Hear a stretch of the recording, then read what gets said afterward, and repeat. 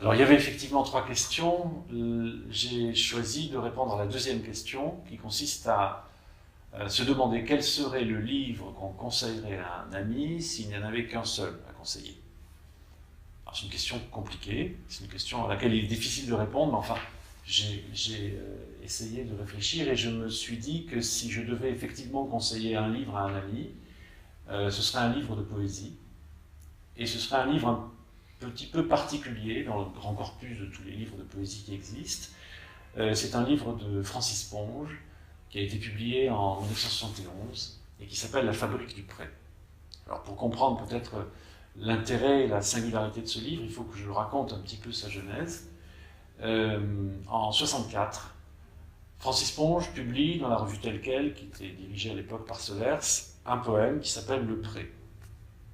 Alors ce poème, c'est un poème qui rend compte de l'expérience de celui qui est face à un pré où pousse de l'herbe, et celui qui, face à ce pré, a un certain nombre de réflexions qui l'amènent à écrire en vers quelque chose qui s'appelle le poème Le Pré.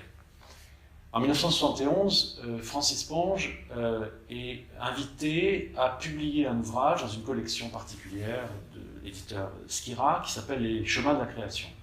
Alors le cahier des charges, si j'ose dire, de cette collection, ça consistait à demander à des écrivains de faire valoir leur processus d'écriture, mais souvent sous la forme d'un essai ou d'une prose qui était réflexive. Et Francis Ponge va faire une chose très étonnante, à ma connaissance, il est le premier à l'avoir faite.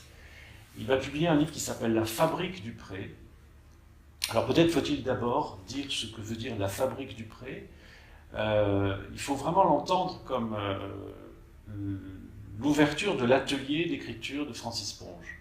La Fabrique du Pré, ça veut dire le texte qui va montrer comment on a fabriqué, lorsqu'on s'appelle Francis Ponge, un poème qui s'appelle Le Pré.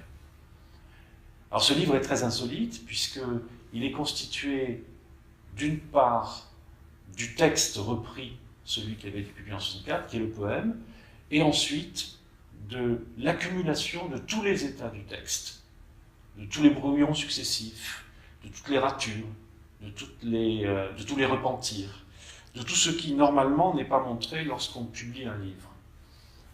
Alors, quelles sont les raisons pour lesquelles je choisis ce livre et pourquoi j'ai envie de le conseiller? La première raison, c'est parce que je crois ce livre a une dimension subversive qui est très saine, très salutaire. Francis Ponge décide de montrer ce qu'on cache. Il décide de montrer les brouillons. Il décide de montrer les brouillons, et en montrant les brouillons, il en fait des textes à part entière. C'est-à-dire qu'il donne finalement aux brouillons un statut littéraire que normalement ces textes n'ont pas.